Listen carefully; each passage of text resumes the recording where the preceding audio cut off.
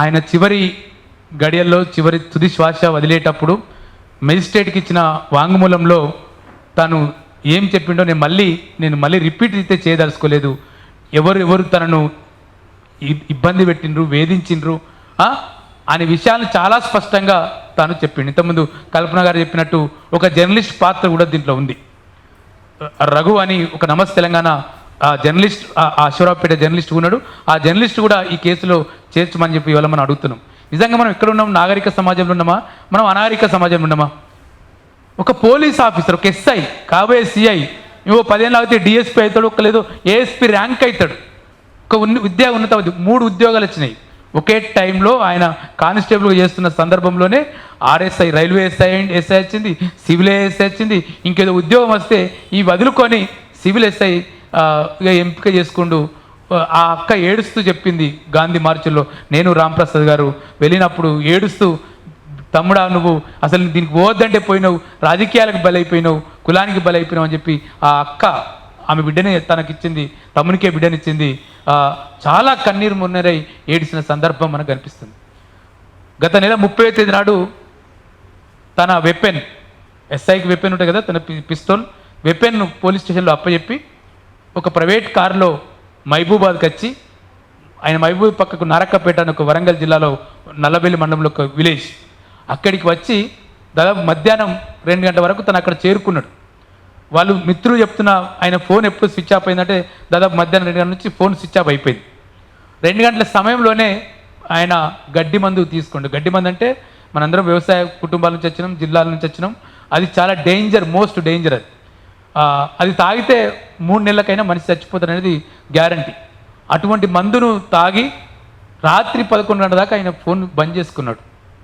ఏం చేయాలో తోస్తలేదు. ఆ హాస్పిటల్ అక్కడే మార్కెట్ యార్డ్ అనే ఒక మూల ప్రాంతంలో ఉండి కొట్టుకొని బాగా ఇబ్బంది పడి చివరికి తట్టుకోలేని పరిస్థితిలో 108కు తానే 108కి ఫోన్ చేస్తే 108 వేస్తే మహబూబాద్ హాస్పిటల్ తీసుకెళ్ళి అక్కడంతా కక్కిచ్చేసి వెంటనే ఎంజిఎంకి తీసుకొచ్చి వెంటనే అక్కడి నుంచి అర్ధరాత్రి 30వ తేదీ నాడు అర్ధరాత్రి యశోద ఆసుపత్రికి తీసుకొచ్చారు. మేము 1వ తేదీ నాడు జూలై 1 నాడు ఆయన దగ్గరికి పోయి మాట్లాడితే టచ్ చేసి కొడితే చూసి అని కళ్ళు తెరిచి చూసి మళ్ళీ కోమాలకు వెళ్ళిపోయిన పరిస్థితి ఉంది. అప్పుడే ఒక డౌట్ వచ్చింది, కానీ తన ముఖం చూసినప్పుడు చనిపోయే ముఖం లేదు, చాలా పేరుగా చాలా ఉన్న పరిస్థితి. మొత్తం కుటుంబ సభ్యులు కానీ తన బ్యాచ్మెంట్స్ కానీ చెప్తుంది ఏంటంటే చాలా ధైర్యవంతుడు, చాలా ధైర్యవంతుడు, చాలా నీతివంతుడు. కానీ ఈయన మీద అనవసరమైన అవినీతి ఆరోపణలు చేసి ఎవరైతే సిఐ ఉండో ఇక్కడ అన్న రాసిన మొత్తం ఆ సన్యాసిరావు, సుభాని, శేఖరు, శివ, నాగరాజు, నాగలక్ష్మి వీళ్ళు ఎవరైతున్నారో వీళ్ళ కంట్రోల్లో పోలీస్ స్టేషన్ ఉంటుంది.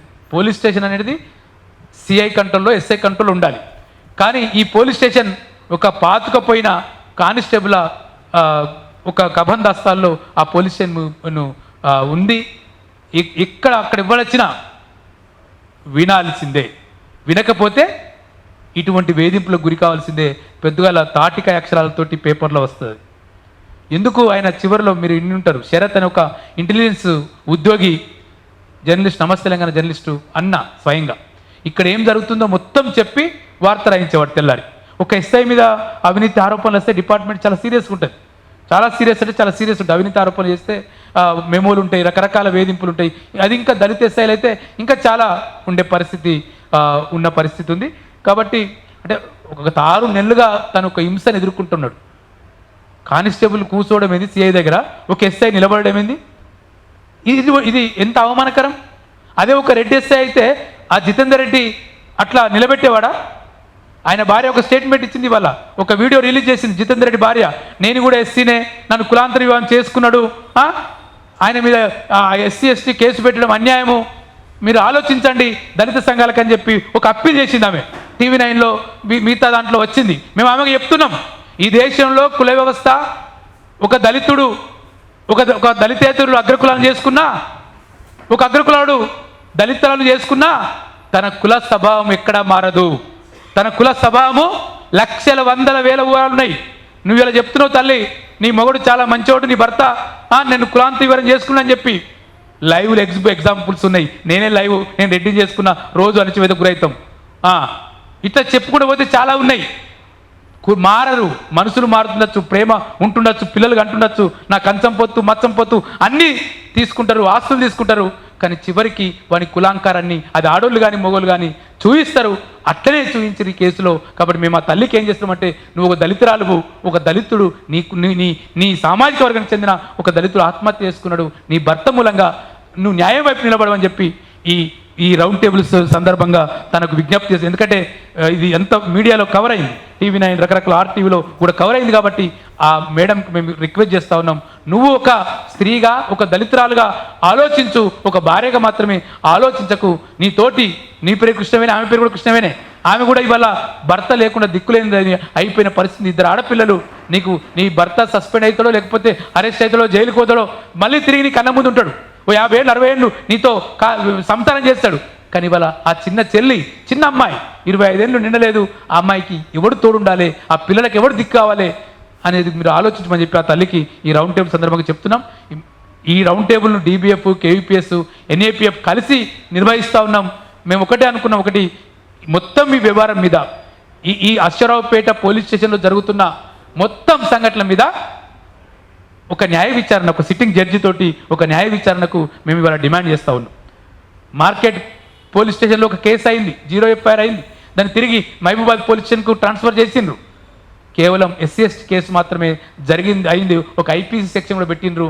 కానీ ఇప్పుడు ఈ నేరానికి, ఈ ఆత్మహత్య చేసుకోవడానికి ప్రోత్సహించడం కూడా ఒక నేరమే చట్ట ప్రకారం.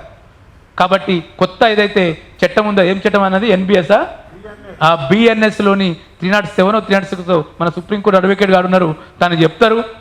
అది కూడా అటువంటి కేసును తన మీద నమోదు చేయమని చెప్తున్నాం. మొత్తం పోలీస్ వ్యవస్థలోనే ఇటువంటి వివక్ష అణచివేత నడుస్తూ ఉంది.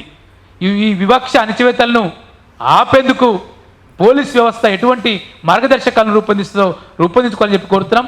VCK పార్టీ రాష్ట్ర అధ్యక్షులు అన్న జిలకర శ్రీనివాస్ గారికి వెల్కమ్ అన్న రావాల్సిందిగా కోరుచున్నాం. ఇట్లా మొత్తం అన్ని డిపార్ట్మెంట్లలో, కేవలం పోలీస్ డిపార్ట్మెంట్లో బయటకు వచ్చింది, కానీ అన్ని డిపార్ట్మెంట్లో దళిత ఉద్యోగుల పట్ల ఒక వివక్ష, వేధింపులు, అణచివేత కొనసాగుతూ ఉంది.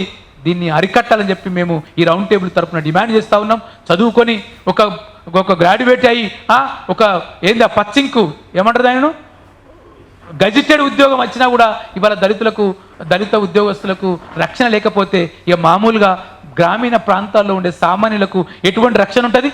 లేదు. కరీంనగర్ జిల్లాలో ఎరకల ఎల్లయ్యకి ఎటువంటి రక్షణ ఉంటుంది? లేదు. షాబాద్లో, కేశంపూర్లో రాములకు ఎటువంటి రక్షణ ఉంటుంది? కాబట్టి ఇక్కడి పోలీసులు ఆలోచించాలి, ఇక్కడ ప్రభుత్వం ఆలోచించాలి. ఇక్కడ ముఖ్యమంత్రి హోంమంత్రి ఎవరికి ఇవ్వలేదు, ఏ చెల్లెమ్మ దొరకలే ఆయనకి ఇంకా పాపం.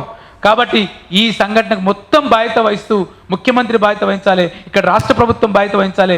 వెంటనే CIని SIని సస్పెండ్ చేయాలి, వాళ్ళ మీద హత్యాకు నేరం కేసు నమోదు చేయాలి, ఇమ్మీడియట్గా అరెస్ట్ చేసి జైలుకు పంపజెప్పి మేము డిమాండ్ చేస్తూ ఉన్నాం. ఈ రౌండ్ టేబుల్ తరఫున మేము ఇంకో అప్పీల్ చేస్తున్నాం. మొత్తం పోలీస్ వ్యవస్థలనే కాదు, దళిత ఉద్యోగులు కానీ దళితులు కానీ ఆత్మహత్య చేసుకోవద్దని చెప్పి మేము కోరుతా ఉన్నాం. ఆత్మహత్య దళితుల లక్షణం కాదు, ఎదిరించి పోరాడము దళితుల లక్షణం. అవసరమైతే అవతల చేతిలో చచ్చిపోతాం, హత్యకు గురవుతాం, కానీ మనంగా ఆత్మహత్య చేసుకోవద్దని చెప్పి ఈ రౌండ్ టేబుల్ సాక్షిగా దళిత ఉద్యోగులకు, పోలీస్ శాఖ ఉద్యోగులకు, మిగతా అందరికీ కూడా పేరున మేము విజ్ఞప్తి చేస్తూ ఉన్నాం. కాలం అతీతమవుతుంది కాబట్టి మిత్రుడు స్కైలాబాబు గారు ఇంకా వేరే సమావేశం కూడా ఇవ్వాలి. కాబట్టి ఇటువంటి నేపథ్యంలో మీరు మాట్లాడాలని చెప్పి కోరుతూ, ఏం చేద్దాం ఈ రౌండ్ టేబుల్ తోటి, తర్వాత ఏం చేద్దాం అనేది కూడా ఒకసారి ఆలోచించండి. 2-3 ఆలోచనలు ఉన్నాయి. ఒకటి, అశ్వరావుపేట వెళ్ళడం, ఒక ఫ్యాక్ట్ ఫైండ్ బృందంగా వెళ్ళి అక్కడ పోలీస్ స్టేషన్ సందర్శించి, అక్కడ దళిత సంఘాలు ఇప్పటికీ ఆందోళన పట్టాయి. అక్కడ ఈ మొత్తము ఈ SI గారికి మద్దతుగా ఒక ఉద్యమం నడుస్తూ ఉంది. అక్కడ బాధితులు కలవడము, అక్కడ పోలీసులు కలవడము, అక్కడ మిగతా అంతా కొంత దళిత సంఘంతో కలిసి చేయడం ఒకటైతే, రెండోది నారక్కపేటకు వెళ్ళి అక్కడ కుటుంబంతో కలిసి ఒక కుటుంబానికి మేము కూడా అండగా ఉన్నాం అని చెప్పే ఒక బాధ్యతను కూడా మనం తీసుకుంటే బాగుంటుంది. తర్వాత DGPకి ఒక మన వైపు నుంచి ఈ సంఘం పేర్లు 3 సంఘాలే కనిపిస్తూ ఉన్నాయి. చాలా సంఘాలు ఇవాళ ఈ సమావేశంలో జైన్ అయిన కాని వారి కూడా అప్పీల్ చేసి ఒక వినతి పత్రాన్ని DGPకి ఇవ్వాలని చెప్పి నేను అధ్యక్ష వర్గం తరఫున ప్రతిపాదిస్తున్నాను. మీకు ఇవి సమ్మతమైతే వీటిని ఇంకా మెరుగైన సూచనలు కూడా చేసి వీటి పట్ల చర్చించాల్సిన కోరుతూ